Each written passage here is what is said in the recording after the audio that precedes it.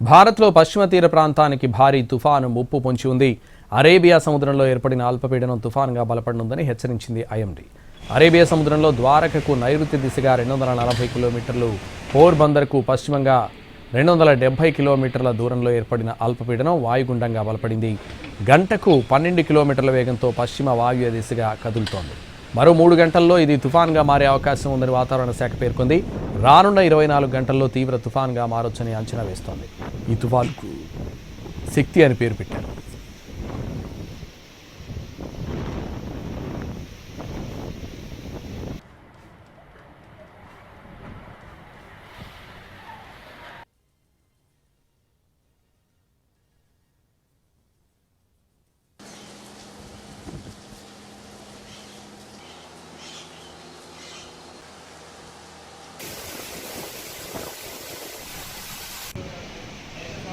భారత్లో పశ్చిమ తీర ప్రాంతానికి భారీ తుఫాన్ ముప్పు పొంచి ఉంది.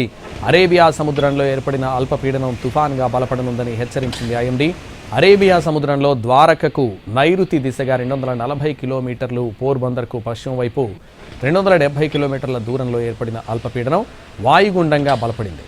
గంటకు 12 కిలోమీటర్ల వేగంతో పశ్చిమ వాయువ్య దిశగా కదులుతోంది.